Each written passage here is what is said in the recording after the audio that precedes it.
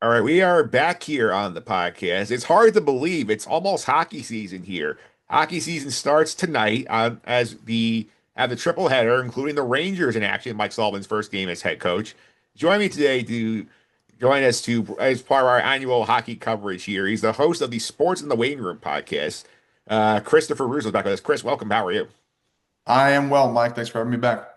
I'd say it does feel weird to be talking about hockey when it's 80 degrees outside in New York right now. So like the last summer like messages of the fall summer here are basically almost get me forgetting that it's hockey. Yeah, well, that's the funny thing. I would say October 1st was the first day it actually felt like fall, but nice. And I think it was actually it might have been an Iona game actually. I think there was a soccer game that day, and the first time it's really going to feel like fall, like on a more permanent basis, I would say is probably actually funny enough going to be Wednesday. Yeah, it will be Wednesday here. We got last message started here, but like you can wear your shorts tomorrow. Watch the Rangers hockey game here. A lot of stuff going on here. I will say before we get into the local specifically, I feel like this is a very like seismic offseason in terms of like player movement. A lot of big names switch places, and we have a couple of big extensions signed as well. Yeah, I mean, Mitch Marner has to be first and foremost the one you think of, and then you look at it and somehow the Florida Panthers still did not have seismic shifts, seismic movement, which again shows how they were able to fend off the continued, you know, anima, how difficult it is to actually repeat. But if you keep your guys in the same place, it somehow works. Yeah, and then we like think like a couple of days before we got on here, like the first big domino of the 26 free agent class, like came off the board when Kaprizov signed that massive extension with Minnesota. Yeah, an insane amount of money. Is he worth it? In many ways, yes, but the truth is, they never, I don't think have won a or they won one playoff series so far with him. It's going to be very difficult to find a ceiling for that team with the money they're throwing at him. It's very difficult to develop in that market. But obviously he is on a pace to be, if not there already, on a pace to surpass Mikko Koivu as probably the greatest player they've ever had. The question is, can you? I mean, that team has gotten to a conference final once, it was 22 years ago.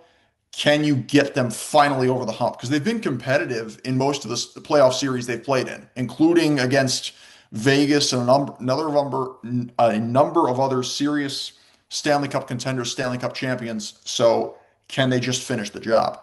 Yeah, for sure. Let's go to the Rangers first here because obviously they're the team that this market cares about the most here. New, like obviously after the disaster of last season, they make the coaching change. Pierre Laviolette is out. Mike Sullivan is in. Is Chris Drury been waiting as long to hire Mike Sullivan as the Mets did to hire David Stearns as their chief executive for baseball purposes? So, what do you think it means to the Rangers now that they finally got their guy in Sullivan? Yeah, I think it's pretty important. Obviously, he was. You can say what you will about what he did in Pittsburgh. I think the Rangers really just wanted him back because they felt like maybe they made a mistake in not hiring him in the first place. Because you had a window to perhaps hire him that came after, like right after he was hired by Pittsburgh, but it was Vigneault was still in a steady position at the time, and Mike Sullivan was a great assistant coach with the Rangers in some of their best days when they got to the Stanley Cup final. There were years when they fell to the conference final against Tampa, and so it was the timing just didn't work out for them. It was very difficult. But Mike Sullivan was so crucial in terms of, I mean, for years, the Rangers were the best team in terms of drawing face-off plays, and he was very instrumental in that.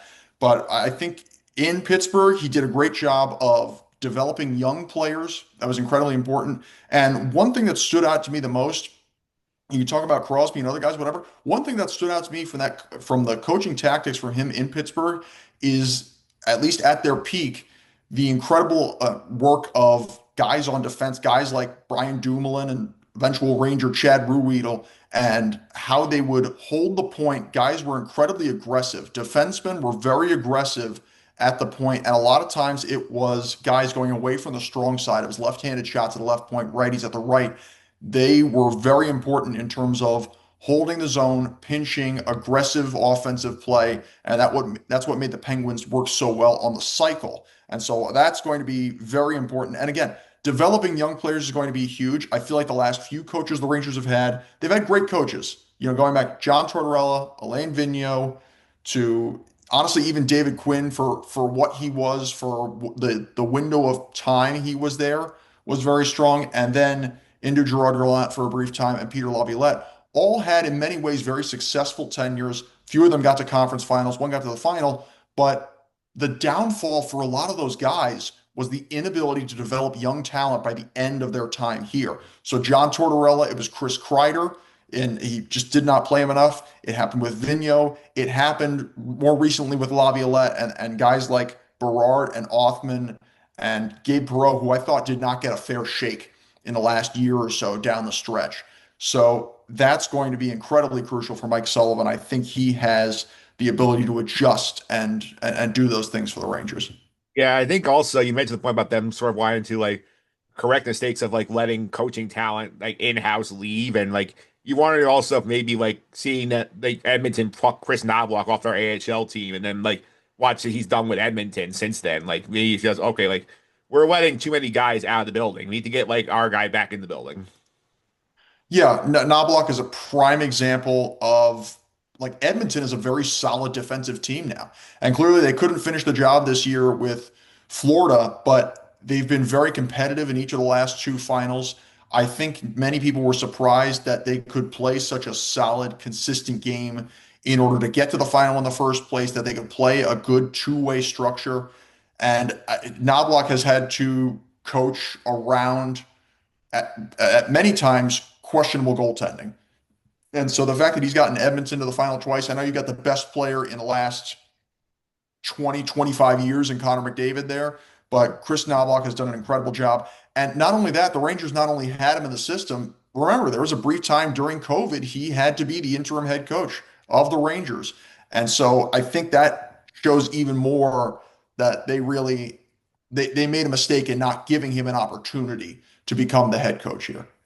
Yeah, for sure. Talk about the player front here as well. They had a lot of big names head out this offseason. Obviously, they trade away Keandre Miller instead of inking him long term. They send Chris Kreider out to Anaheim. The big move, they bring in Vlad Gavrikov to be Adam Fox's defense partner here. You had the big platform year with the Kings, and obviously he gets a huge contract. Does take a little bit of a discount to play in the New York market here. Like, what do you feel like that the Rangers are going to get a lot out of Gavrikov here, because like obviously their concern is that he's a 1 year wonder. I wouldn't say he's a one-year wonder. This was his second 30-point season. He did it in Columbus too. I think he is, look, he's not the best defensive signing they've ever had, but he is a top four, maybe a top two defenseman. He's got some recent playoff experience. The Kings have been really solid in the last couple of years. He is an above average offensive defenseman, I'd say. And I think the biggest thing is, look, defensively, he's going to be an improvement over Keandre Miller. And the truth is, a lot of guys would be that because as beloved as Keandre Miller was and as crucial as he was to the Rangers, he had regressed defensively, and it was incredibly noticeable to me the last two plus years. And they just never found that development with him.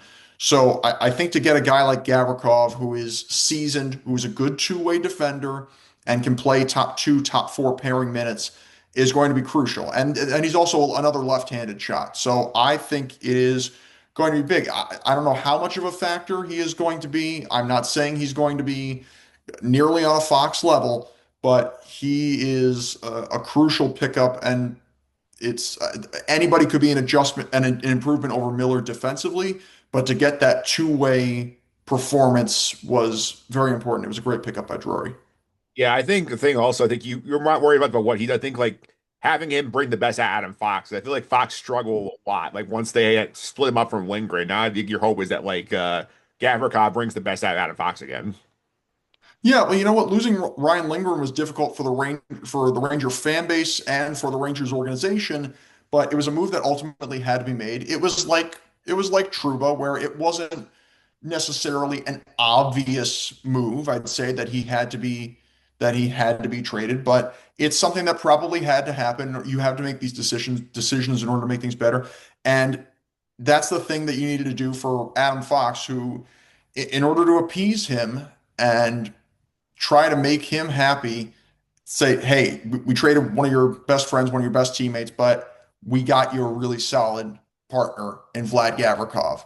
And that Adam Fox, I think, can be pretty satisfied with what he has. And yes, I think to be able to, not to mention, you're going to have two guys who are both good two-way defensemen. Adam Fox is not an offensive only guy. He is a 200-foot player. So I think that's going to be really interesting to see those two guys pair together at any given point. But they have flexibility. They have flexibility defensively. Yeah, who are some X factors you feel like for the Rangers player wise here? Because I think for me, the obvious one is like what Mike Zibanejad does as a right wing compared to like not moving off the center. We saw at the end of last year that like when he played there with JT Miller, he seemed to be more revitalized than he was early in the season. Yeah, I think he is probably content. I think he was content pretty early on. I think the question more so is how is he going to adjust without Chris Kreider?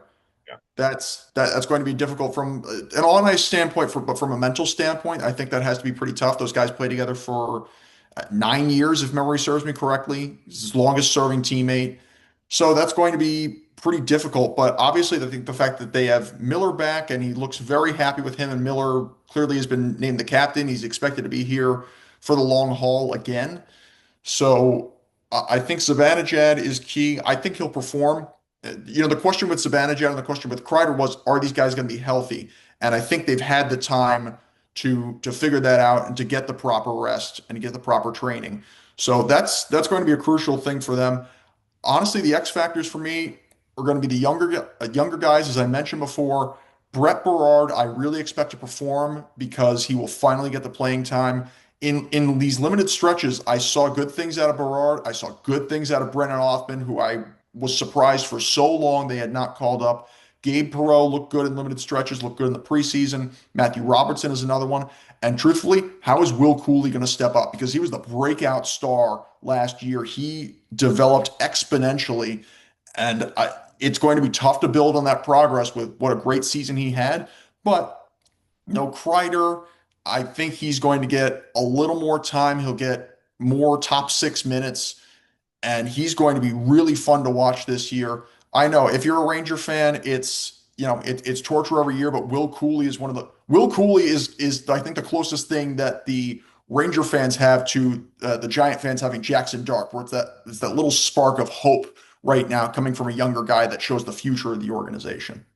Yeah, for sure. Two more quick things before we move on from the Rangers is number one, I feel the choice of JT Miller as the new captain.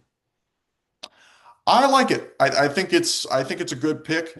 The Again, I think knowing people that are Ranger fans and are, of course, in some ways cynical, pessimistic, funny, it's the idea of, oh, he's going to get traded now within a year. But I think they obviously show the confidence in him that he has developed so much. In some ways, it was a blessing in disguise for the Rangers, him leaving New York, because sometimes you have to go somewhere else to learn to grow up before you actually can come back home and then develop into the best you can be. That happens for a lot of people, hockey or otherwise.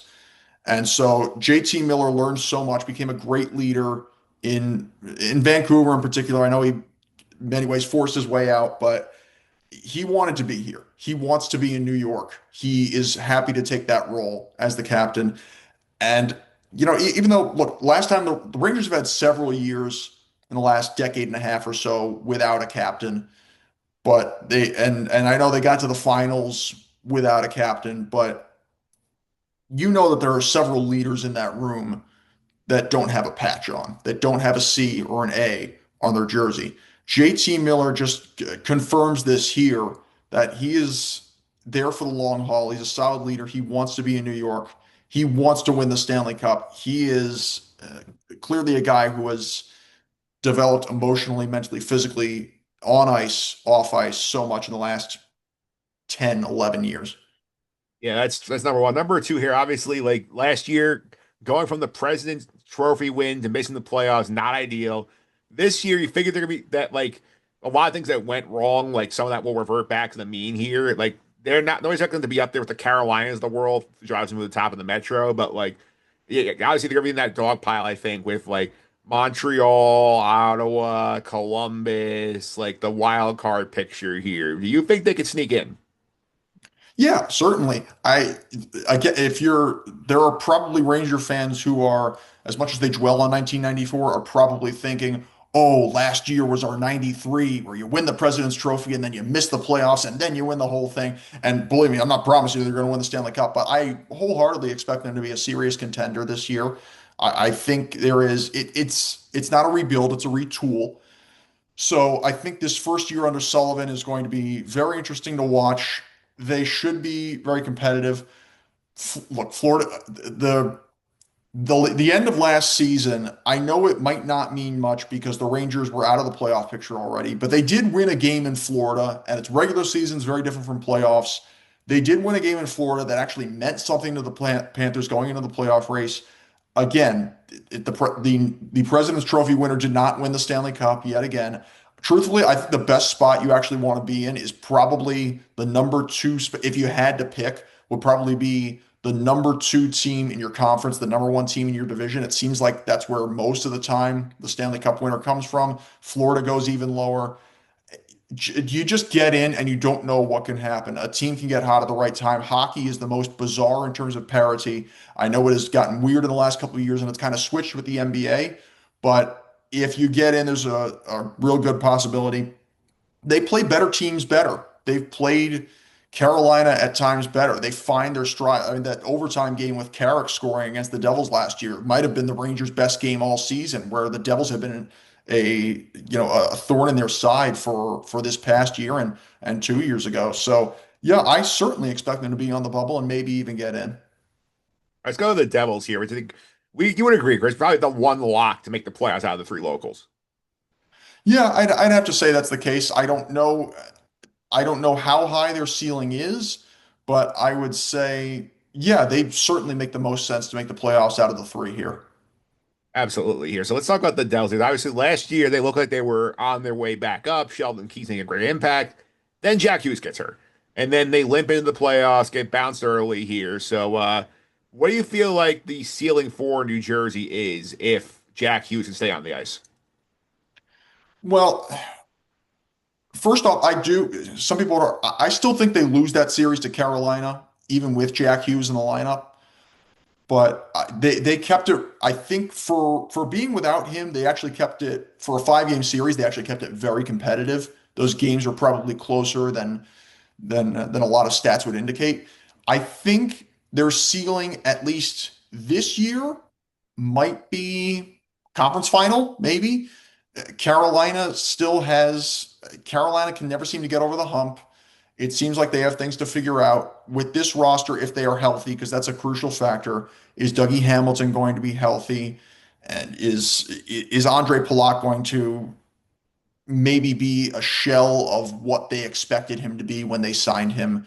Can the younger guys continue to develop? What is the goaltending situation in terms of how many games is Markstrom going to play? Or are they going to go more to Nico Dawes and maybe give Jacob Markstrom a little more rest going into the likely postseason stretch, considering his age? So I think conference finals is a realistic, not necessarily expectation, but maybe a ceiling for this roster. They've gotten to the second round a couple of times the last few years. So considering you look around the rest of the division, we talked about obviously the Rangers are a question mark. We're going to talk about the Islanders in a second. They certainly are. Penguins and Flyers have taken longer than I think we expected in terms of a rebuild. I mean, Penguins started later as well. The Caps are nearing the end with Ovechkin, so as good as the rest of the roster is, you wonder how much they'll thrive without him. Carolina is always, you wonder. Columbus is on the border of making the playoffs, but still haven't gotten there yet in this era of Blue Jackets hockey. So, yeah, conference final is a reasonable thought for the Devils this year. Yeah, I would think that seems about right. And in terms of like where they are in the contention window here, we've seen in the NHL how like you can look like you're in the hunt, and all of a sudden things just fall off the face of the earth, and then like you're just like left wondering what the hell happened. So I think the Devils are not there yet, but I do feel like we're getting to a point where like yes, they've had their injury issues with Hughes, especially over the years. Timo Meyer has not exactly lived up to the hype of that contract they gave him here. You wonder here, like, are we getting to the point where the Devils, where you're kind of like looking at your watch, going, "Okay, guys, it's time." Like, why are we not going further than we are? Yeah, I would say they're probably a year away from their championship window peak. I think it's going to be a very narrow championship window, especially considering they put so much into Markstrom and he is well into his 30s now. And, I don't know if Nico Dawes is going to be a number one goaltender or the average number one goaltender in this league. They've banked a lot on guys who are seriously aging now, guys like Dougie Hamilton and guys who are more injury prone. Not to mention, it's been difficult to find the right coach. I think Sheldon Keefe was a smart move, but you look at his years in Toronto, and it's a team that probably underachieved. I know they struggled defensively, but it is and in some ways in goal, but it is a team that underachieved. They were supposed to be, Oilers East in some ways. I know there's that mirror image between Matthews and McDavid, and in some ways that was a team that was supposed to go further, but it's also a matter of time before everything switches and the teams like Florida and Carolina actually fall off, but you can't continue to bank on that. I think it's going to be a narrow championship window. I think they're a year away from being at their peak. Whether their peak is potentially winning the Stanley Cup, I don't know, but they should be a serious contender.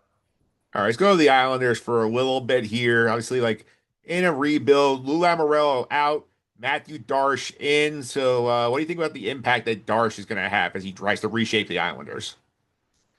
Well, I think obviously he had a great draft, great first round in particular, not just Schaefer, but he had three major pickups. It seemed like their offseason was their free agent signings were pretty solid. You look at some of these newer guys, whether from this year or last year. Truthfully, you look at Schaefer and you look at his numbers. I think Kashawn Aitchison might actually have a bigger impact than Schaefer. He had better offensive numbers. Schaefer really had stepped up in this past year in particular. But you look at some of the veterans he picked up, or there's some of the veterans they've gotten in the last year and a half. Guys like Jonathan Drouin, Anthony Duclair, I think was a pickup I really enjoyed seeing as a guy who's thrived in a lot of different places. Ethan Bear, Adam Boquist, Tony D'Angelo is a funny one. And truthfully, I know you have really probably a solid two guys locked up, but even picking up David Riddick could actually have a pretty significant impact for the Islanders. So I like the moves by Darsh so far. Very, very aggressive, very, very forward thinking. Yeah, for sure. You brought Matthew Schaefer here, and obviously it was a big surprise already back in June when the Islanders win the draft lottery, jump up from 11 to 1, and have the chance to add a potential number one defenseman for their future here. Like, what do you think we can expect from Matthew Schaefer as a rookie? Well, I would say his offensive ceiling is high. I don't know if his average production is going to be that high. He had 22 points in 17 games with Erie last year, and that's another thing is you played in the CHL, but you played on American soil consistently. You played home games on American soil, which I think is a little bit important in his development. But he had 17 points in 56 games the year before. And again, that's a longer stretch, that's a longer season. So you wonder how he's going to adapt to playing an 82 game year. And the NHL is not a league where you think of load management. So his development's going to be crucial. The coaching is going to be crucial. His health is going to be crucial. And finding the right pairing for him is going to be important. I actually had a friend send me some sort of clip of pretty much, I forget who it was, but a couple Islanders trying to just kind of shade Matt Rempe as he gets towards Schaefer, protecting the puck behind his own goal line. So they are really investing in him. They are emotionally investing in him. So that's going to be really a fascinating thing to see this year. He was definitely going to be the number one pick. He was not really the consensus number one that we've seen at times in the past few years. Sometimes the number one guy is not, there's a McDavid and then there's somebody who just doesn't work out. I think Schaefer is going to work. I think he's going to be effective. I wouldn't necessarily put too much stock into him. It's more about the collective and the few guys that have been picked up by Darsh this year. Yeah, so I think it's in terms of like where he is number one overall. I mean, this is not like Connor Bedard, like Macklin Celebrini, maybe this year, everybody trying to like be stoked to tank for Gavin McKenna if you're towards the bottom here. Like he's kind of like your average. He's gonna be very good, but he's not a generational superstar number one. Yeah, I think they expect him to be very consistent, play there for a long time. And his ceiling is rather high, but his average production is going to be very interesting to see. I think they expect him to be do very well on the back end, and whatever production you can provide above average in the offensive zone, they will gladly take. All right. So last thing with the Islanders here, obviously Patrick Waugh is in awkward position because Darsh came in. Waugh was hired by Lamorel. He's retained for now, but like you wonder here, like how long a leash do you think Waugh has here before Darsh says, "Okay, I want my guy as the head coach." I think he's going to give him at least a year. I'd have to imagine. If they don't make the playoffs, I might say this is it because again, his first year, his first year they ended up getting to the playoffs, and but that was in a shorter stretch. Sorry, my phone's ringing in the background. Got there in a shorter stretch, but again, it was they got knocked out early. There weren't high expectations necessarily. Then on top of that, second year, you missed the playoffs, you finished sixth in the division. Still competitive, but not for the longest stretch. I think they probably have to make the playoffs this year in order for him to save his job. And the leash should be fairly short, but not oh, I'm definitely going to fire him at midseason if they don't perform sort of leash. Okay, that's good to know here in terms of the roster run here. And let's go to like quickly round like some big bad headlines here. A lot of impact moves the offseason. Obviously, you mentioned Mitch Marner going to Vegas already. Florida getting everybody to take the discount to keep their guys together. Nikolai Ehlers going to Carolina to help fill that superstar hole they've been trying to fill for a few years now. What do you think is the most impactful offseason move? I mean, Marner might be the biggest one just in that you want to see how, I mean, Matthews is a premier player in this league. He is the goal scorer in this league. You want to see how he produces without a guy like Mitch Marner. And not to mention, it really extends Vegas's window. I think Kaprizov is going to be a very significant one. You wonder how they're going to be able to build beside that, and that's the one that stands out for me because of the. I think it's also one that just shows the importance of or the expansion of the league budget, the salary for any given team now because as great a market as Minneapolis St. Paul is for hockey, it is far and away not the largest market.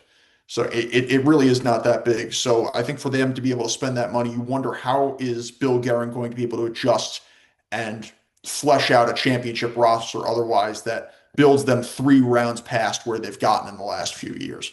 Yeah, I think for sure. I think you're right on about the Marner being the most impactful for this year. I think Kaprizov brought a good point because like there's a lot of big names set to hit the market next year, and like there's always this debate about is it time for like a $20 million player in the NHL with the cap rising, and like you have Connor McDavid who hasn't decided what he's doing yet. You have Jack Eichel who's going to be a free agent. You have Panarin going to be a free agent with the Rangers. Like some other big guys are going to be potentially on the market here. So like this could be a long term more of an impact of like Kaprizov sets like the bar for top players and like does the guy McDavid, for example, want to beat Kaprizov in salary? Does he want to take a little less to try and get better teammates around? Does he want to go somewhere else? Like a lot of long-term ramifications for that extension. Yeah, well, it gives you the idea now. Truthfully, Marner leaving, you never know if it could end up being a blessing in disguise for Toronto because it frees up some cap. And again, this is speculation, but I have always said that one of the most important things, you can be cynical and say, yeah, money's the biggest thing. It's a big thing. It's important. I don't know if it's the biggest thing. Connor McDavid's from Toronto. He's from Richmond Hill. I'd be fascinated to see what he'd be like playing alongside Austin Matthews. I think he'd love to see that. I think he'd take a cut in salary for that. Toronto's a larger market, so it's the biggest market in Canada. It's the biggest hockey market. That would be a fascinating thing for me to see. Jack Eichel from that same era, those three guys from that same group. I think Jack Eichel is obviously younger, and the one thing that he has done that McDavid hasn't is even though McDavid's produced more in the postseason, Jack Eichel has probably been, you could say Marchessault was the best, I know, but you could argue Jack Eichel was the number one performer for a Vegas team that ended up winning the Stanley Cup that year. So that's another one. Panarin is a bit older, but will still provide incredible output. You wonder if he's maybe willing to stick around or whether they will continue to retool. Depends on what happens this year. But there's a lot of this, and truthfully, Ovechkin. What's it going to be like for Ovechkin this year? Yeah, so as I see here, who are your top cup contenders this year? Well, it has to be Florida again. There is no podcast here if we don't talk about Florida likely. Well, maybe not likely, but being the favorite to win the Stanley Cup again. You don't win back-to-back Stanley Cup titles and lose pretty much nobody and suddenly go downhill. Vegas should definitely go up with the Marner pickup. Colorado is going to continue to be interesting. I wonder how long the window stays open for Dallas, especially looking at Jamie Benn. I'm not sure. The West is the better conference. I think that's pretty clear. Again, it's been flipped-flopped so many times where the West is the better conference, and then there's one team that comes out of the East that is more rested and gets to the final, and that was Florida last year. And then it went the other way when Colorado won the Cup. It was all East, and it was Carolina and the Rangers and Toronto and Tampa Bay just beating each other up, and that left the door open for Colorado. Florida might be. I mean, Florida should still unquestionably be the best team in the East. Carolina's going to be there. I don't know. I don't know how the ceiling might be higher for the Rangers than the Devils if they can figure it out. But the Devils and the Islanders are probably more likely to make the playoffs. I don't know what Toronto does without Marner this year. It's it's odd. It's very odd, but Florida does far and away stand above the rest. Yeah, the one thing around with Florida here is like I think obviously like the amount of wear and tear they've had been playing deep into June they have the last 2 years, and Barkov being out for the whole regular season is a big deal. Yeah, it's a terrifying thing for them.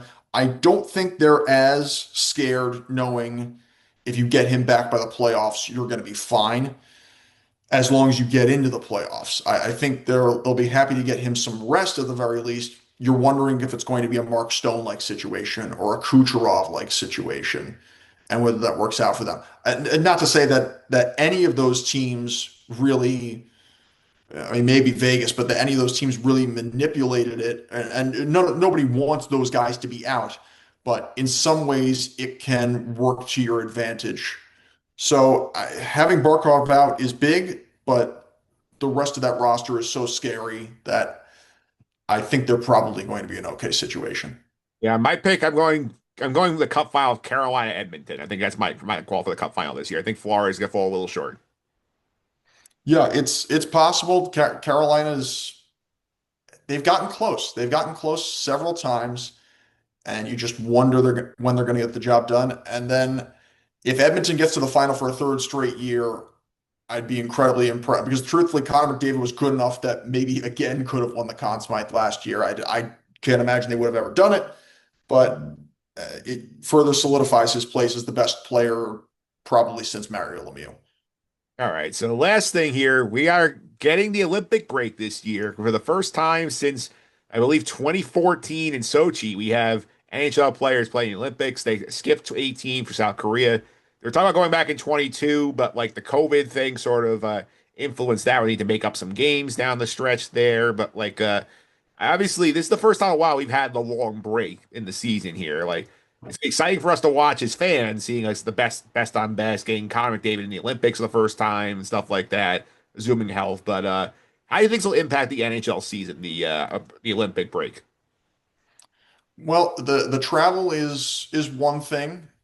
I think the thing you're scared of the most is looking at looking at the Four Nations last year, and as enthralling as it was, that is, regardless of your political beliefs, your national identity, it was good hockey. It was great hockey.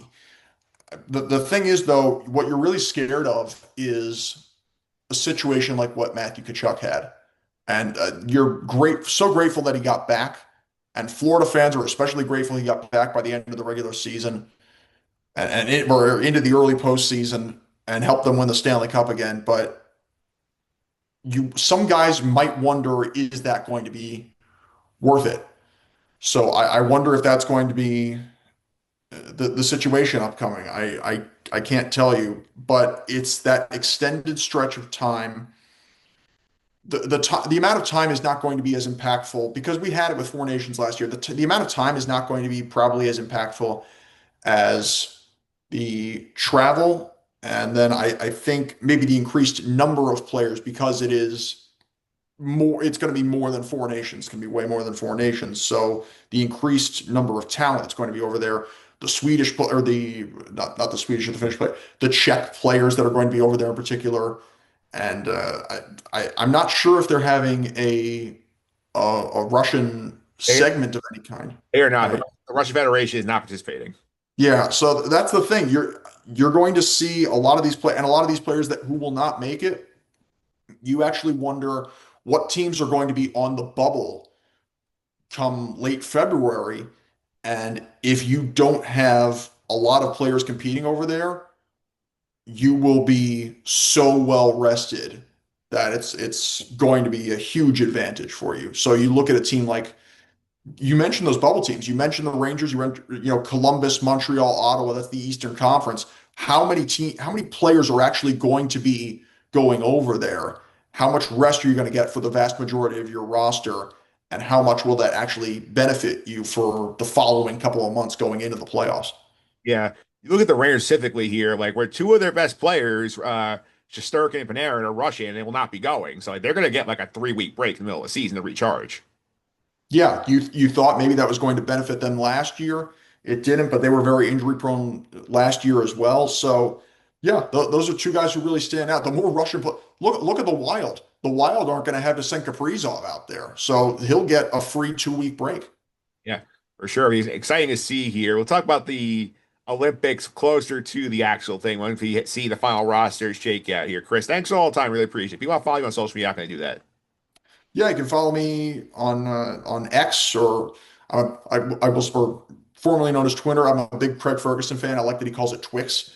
Yeah. And so I would say you can follow me at Chris Russo 98. Follow me on Instagram at Chris Russo 1998. Find stuff about the podcast. You can find probably me just doing almost Kevin Weeks like videos, but not as high up. I think for any given hockey game I'm covering. So you can check me there.